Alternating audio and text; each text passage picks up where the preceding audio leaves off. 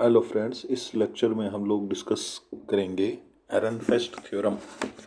और हम लोग यहाँ पर क्वांटम मैकेनिक्स का ये टॉपिक है और इस टॉपिक में हम लोग डिस्कस करने जा रहे हैं कि क्लासिकल फिजिक्स और क्वांटम मैकेनिक्स जो है वो किस तरह से एक दूसरे से रिलेटेड हैं। तो पहले मैं क्लासिकल फिजिक्स की बात कर लेता हूँ। तो क्लासिकल फिजिक्स में हम लोग एक फॉर्मूला लिख सकते हैं कि d/dt ऑफ x, यानी कि पोजीशन का अगर हम लोग टाइम डेरिवेटिव लेवें तो वेलोसिटी आ जाती है, या और मैं बेटर कहूँ तो वेलोसिटी का x कंपोनेंट आ जाता है। ठीक उसी तरह से यहाँ पर एरनफेस्ट थ्योरम का स्टेटमेंट बनता है। और वो स्टेटमेंट क्या है? स्टेटमेंट है, दो स्टेटमेंट होंगे एरनफेस्ट थ्योरम के, जिसमें फर्स्ट जो स्टेटमेंट है वो मैं लिखना चाह रहा हूँ। फर्स्ट स्टेटमेंट ये है कि टाइम डेरिवेटिव ऑफ इसको मैं फर्स्ट इस तरह से लिख देता हूँ। Time derivative of expectation value of position वो आ जाता है एक्सपेक्टेशन वैल्यू ऑफ वेलोसिटी और उसका एक्स कंपोनेंट। और उसको आप इस तरह से भी लिख सकते हैं, expectation value of momentum divided by मास। तो ये एरनफेस्ट थ्योरम का स्टेटमेंट है क्वांटम मैकेनिक्स में, और ये मैच करता है क्लासिकल फिजिक्स में जो सिंपल जो फॉर्मूला है कि पोजीशन का टाइम डेरिवेटिव जो है वो वेलोसिटी के बराबर होता है, उससे मैच करता है। तो ये जो स्टेटमेंट अपने लिखना चाह रहे हैं, इसका प्रूफ हम लोग करेंगे। तो प्रूफ स्टार्ट करते हैं। प्रूफ के लिए सबसे पहले हम लोग एक्सपेक्टेशन वैल्यू को डिफाइन करेंगे कि क्वांटम मैकेनिक्स में एवरेज वैल्यू या एक्सपेक्टेशन वैल्यू क्या होती है। तो कोई भी ऑपरेटर जो है उसके लिए एक्सपेक्टेशन वैल्यू क्या होती है? Expectation value for an operator, किसी भी ऑपरेटर के लिए एक्सपेक्टेशन वैल्यू जो है वो होती है, इस तरह से हम लोग डिफाइन करते हैं क्वांटम मैकेनिक्स में, साई स्टार और ए और साई और डी टॉ। इस तरह से एक्सपेक्टेशन वैल्यू को हम लोग डिफाइन कर सकते हैं। अब तो पोजीशन के लिए एक्सपेक्टेशन वैल्यू क्या हो जाएगी? पोजीशन के लिए एक्सपेक्टेशन वैल्यू हो जाएगी साई स्टार और एक्स और साई और डी एक्स, क्योंकि हम लोग वन डायमेंशनल में काम करना चाह रहे हैं। तो यानी डी टॉ की जगह मैंने क्या लिख दिया है? डी एक्स लिख दिया है। ये पोजीशन की एक्सपेक्टेशन वैल्यू हो जाएगी। अब इसका टाइम डेरिवेटिव ले लेते हैं। तो मैं लिखूंगा taking time derivative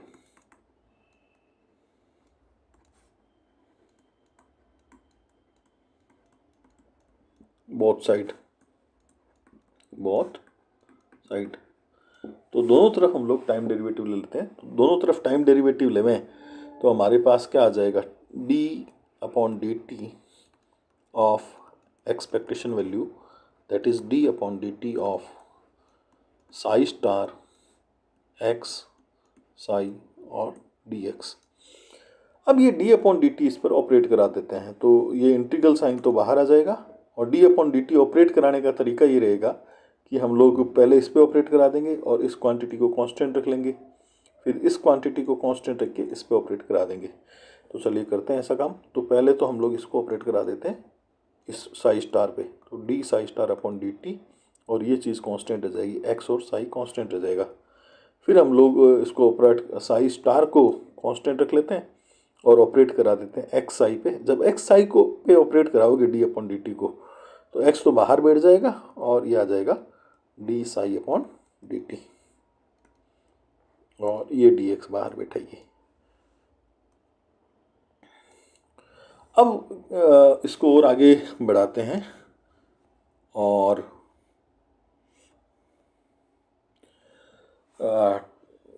time dependent Schrodinger equation लिख कर हम लोग आगे बढ़ाते हैं इस चीज़ को। तो लिखेंगे time dependent Schrodinger equation, time dependent Schrodinger equation क्या है भाई? टाइम डिपेंडेंट श्रोडिंगर इक्वेशन है iota h cross del psi upon del t is equal to minus का h cross square upon 2m del square psi plus V psi. तो ये time dependent Schrodinger equation है। अब इससे हम लोग del psi upon del t प्राप्त कर लेते हैं। तो del psi upon del t प्राप्त करने के लिए आयोटा एच क्रॉस का भाग लगाना पड़ेगा पूरी इक्वेशन में। तो जब यहाँ भाग लगाएंगे हम लोग आयोटा एच क्रॉस का, तो यहाँ रह जाएगा माइनस का एच क्रॉस, एक एच क्रॉस कैंसिल आउट हो गया, और 2 आयोटा एम और डेल स्क्वायर साई। और यहाँ जब भाग लगाएंगे तो V upon iota h cross और साई। तो ऊपर जो इक्वेशन थी उसको तो 1 कह देते हैं, ये इक्वेशन दे देते हैं 2, और इसका कॉम्प्लेक्स कॉन्जुगेट ले लेते हैं, सेकंड इक्वेशन का कॉम्प्लेक्स कॉन्जुगेट ले लेते हैं। तो taking complex conjugate of equation 2 equation जो है इसका कॉम्प्लेक्स कॉन्जुगेट ले लेते हैं। तो इसका कॉम्प्लेक्स कॉन्जुगेट लेवें तो यह आ जाएगा del psi star upon del t is equal to, यहाँ कॉम्प्लेक्स कॉन्जुगेट लोगे तो आयोटा की जगह माइनस आयोटा रिप्लेस करना पड़ेगा, तो बाहर चिन्ह प्लस का हो जाएगा, प्लस का h cross upon 2 iota m और डेल स्क्वायर और साई का स्टार आ जाएगा। यहाँ पे कॉम्प्लेक्स कॉन्जुगेट ले रहे हैं। पोटेंशियल एनर्जी नॉर्मली रियल होती है, तो इसका कॉम्प्लेक्स लेंगे तो सेम टू सेम ही आ जाएगा, तो वी ही आ जाएगा। और यहाँ थोड़ा सा मुझे ये आयोटा की जगह जब माइनस आयोटा पुट करेंगे तो ये चिन्ह बदलेगा, तो वो मैं एक बार कर लेता हूँ। तो ये चिन्ह माइनस का आ जाएगा और पोटेंशियल एनर्जी वी ही रहेगी और आयोटा एच क्रॉस और साई का स्टार। तो ये इक्वेशन नंबर आपके आ जाएगी 3rd। अब हम लोग क्या करेंगे कि सेकंड इक्वेशन और थर्ड इक्वेशन से वैल्यूज जो है वो पुट कर देंगे फर्स्ट इक्वेशन में, वैल्यूज फर्स्ट इक्वेशन में पुट कर देंगे। तो मैं लिखना चाहूँगा putting values from equation 2 and 3 in equation 1 में पुट कर देते हैं। तो क्या आ जाएगा देखिए भाई, यहाँ 1 जो इक्वेशन थी वो क्या थी, डी अपॉन डी टी और expectation value of x is equal to integral का साइन था। ये वैल्यू पुट करना चाह रहे हैं। ये वैल्यू कितनी है देखिए, del psi star upon del t की वैल्यू ये वाली पुट कर देते हैं। तो ये आ रही है h cross upon 2 iota m del square psi star minus का V upon iota h cross और साई स्टार। और इसकी मल्टीप्लाई में क्या है, इसकी मल्टीप्लाई में है अपने पास एक्स और साई। ये देखिए ये मल्टीप्लाई में है एक्स और साई, एक्स और साई ये मल्टीप्लाई में है। तो ये तो पार्ट हो गया ये वाला। और सेकंड पार्ट में देखो साई स्टार चल ही रहा है, यहाँ पर आप देख सकते हैं साई स्टार चल रहा है, एक्स भी चल रहा है, एक्स भी चल रहा है। और del psi upon del t की वैल्यू पुट कर देंगे। Del psi upon del t की वैल्यू पुट करें तो ये रही देखो, del psi upon del t की वैल्यू ये पुट कर देते हैं। तो ये क्या है, माइनस का h cross upon 2 iota m और डेल स्क्वायर साई और प्लस का V upon iota h cross और साई, और ये ब्रैकेट बंद और यहाँ बड़ा ब्रैकेट लगा देते हैं और बाहर dx रहेगा, dx। तो ये इस तरह से अपने पास आ गया। अब आप ध्यान से देखें अगर, तो ये जो पार्ट है ये वाला पार्ट और पोटेंशियल एनर्जी वाला पार्ट, ये पार्ट में एक में तो नेगेटिव साइन है और एक में आपके पॉजिटिव साइन है। बाकी क्वांटिटी सेम है, v Sai star x Sai, v Sai star x और साई आपस में मल्टीप्लाई में है, तो ऑर्डर का फ़र्क पड़ेगा नहीं, आगे पीछे हो सकता है। और बाकी सारा सेम है, एक नेगेटिव है एक पॉजिटिव है, इस कारण से ये क्वांटिटी और ये क्वांटिटी जो है वो कैंसिल आउट हो जाएगी, कैंसिल आउट हो जाएगी। और नेक्स्ट स्टेप में देखो क्या लिख सकेंगे हम।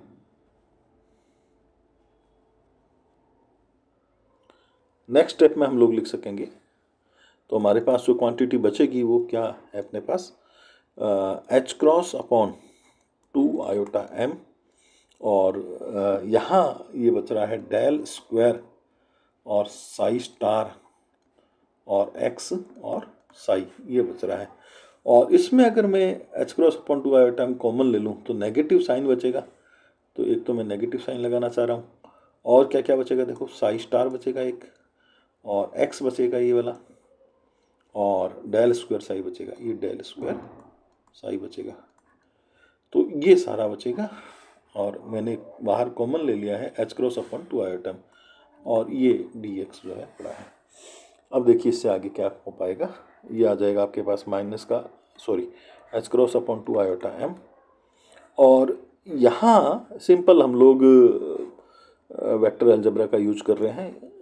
तो ये जो डेल स्क्वायर साई स्टार है उसको डेल स्क्वायर साई का होल स्टार मैंने लिख दिया, और एक्स साई पड़ा है अपने पास, और बाकी कुछ भी चेंज किया नहीं। ये साई स्टार पड़ा रहेगा, ये एक्स पड़ा रहेगा, ये डेल स्क्वायर साई पड़ा रहेगा, और ये बाहर डी एक्स है। तो सिंपल मैंने ये काम किया है।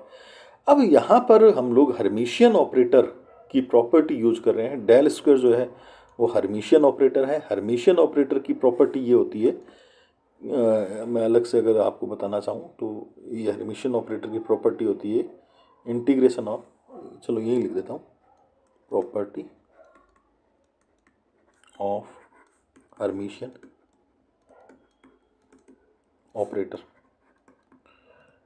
हर्मिशियन ऑपरेटर की प्रॉपर्टी होती है ए साई का होल स्टार और फाई और डी टो। तो इसमें ये साई स्टार आगे पुट कर सकते हैं, और ए और फाई और डी टो, ये हर्मिशियन ऑपरेटर की प्रॉपर्टी यहाँ पर हम लोग यूज करने वाले हैं। तो ये प्रॉपर्टी यूज करें तो साई स्टार तो आगे आ जाएगा और डेल स्क्वायर बीच में आ जाएगा। तो देखो क्या बन जाएगा, ये बन जाएगा आपके पास integration of h cross upon 2 iota m, और ये आपके साई स्टार आगे आ जाएगा, और ये डेल स्क्वायर बीच में आ जाएगा, ये डेल स्क्वायर बीच में आ गया, और ये डेल स्क्वायर ऑपरेट होएगा एक्स आई पे, क्योंकि देखिए यहाँ पर एक्स आई पड़ा है, और माइनस का psi star x del square psi और ये डी एक्स। तो यहाँ तक हमने कर लिया है। अब आगे बढ़ते हैं। अब एक बार फिर एक और प्रॉपर्टी यूज कर रहे हैं, यूजिंग प्रॉपर्टी, ये क्या प्रॉपर्टी यूज कर रहे हैं कि del square x i is equivalent to होता है, इसको del dot del x i लिख सकते हैं, इसको लिख सकते हैं डेल, और ये ऑपरेट कराएंगे तो पहले एक्स को स्थिर रख देंगे, डेल साई पे लग जाएगा, फिर साई को स्थिर रख देंगे और डेल जो है वो एक्स पे लग जाएगा। और ये हमें ये ध्यान रखना कि हम लोग वन डायमेंशनल में काम कर रहे हैं। वन डायमेंशनल में काम कर रहे हैं तो डेल का एक्स कंपोनेंट ही होता है। हालांकि मैंने सब जगह नहीं लिखा है, लेकिन ये डेल का एक्स कंपोनेंट होता है। डेल का एक्स कंपोनेंट जब एक्स पे लगेगा तो 1 आ जाएगा, तो यहाँ आ जाएगा डेल और एक्स और डेल साई, और यहाँ पर केवल साई रह जाएगा, क्योंकि डेल का एक्स कंपोनेंट जब एक्स पे ऑपरेट होएगा तो 1 आ जाएगा। फिर इसको ऑपरेट करा दीजिए डेल को, तो पहले एक्स को स्थिर रख लेते हैं और डेल को डेल साई पे ऑपरेट कराते हैं, तो डेल स्क्वायर साई आ जाएगा। फिर हम लोग डेल साई को स्थिर रख लेते हैं, डेल साई को स्थिर रख लेते हैं और डेल को एक्स पे ऑपरेट करा देते हैं, जैसा कि अभी हम लोग बात कर रहे थे, 1 आएगा, क्योंकि डेल का एक्स कंपोनेंट एक्स पे लागू होता है। और इस डेल को इस साई पे भी ऑपरेट कराना है, तो एक डेल साई और आ जाएगा, तो ये आ जाएगा एक्स और ये डेल स्क्वायर साई, और प्लस का डेल साई और डेल साई हो जाएगा ट्वाइस ऑफ डेल साई। ये वैल्यू जो है, ये डेल स्क्वायर एक्स आई की वैल्यू, डेल स्क्वायर एक्स आई की वैल्यू, ये वाली वैल्यू जो है पुट कर देते हैं। देन तो अपना जो ये लेफ्ट हैंड साइड चल रहा था इस तरह से, और राइट हैंड साइड अब चल रहा है अपना h cross upon 2 iota m, और ये चल रहा है psi star.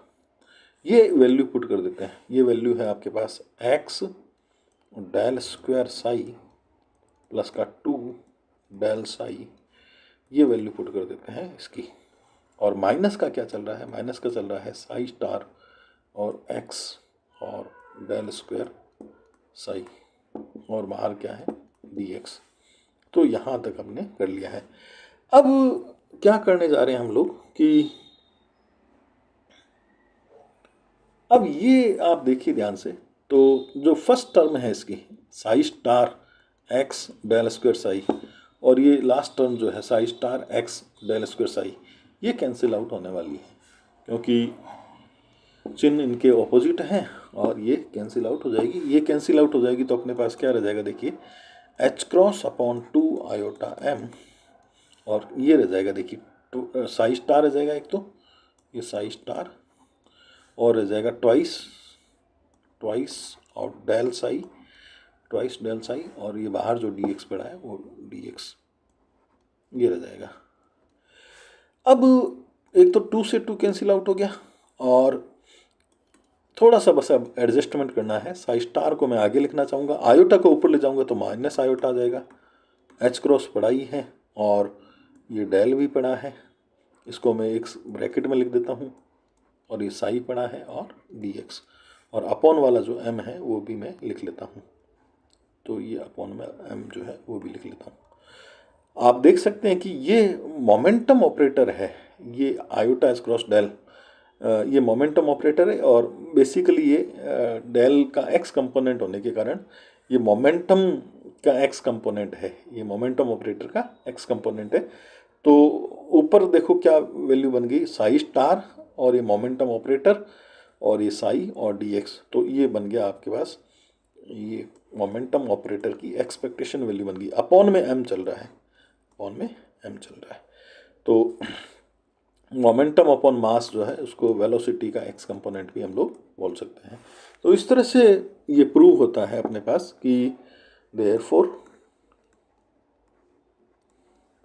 D upon d t of expectation value of position is equivalent to expectation value of momentum x component divided by mass, that may also written as expectation value of x component of velocity.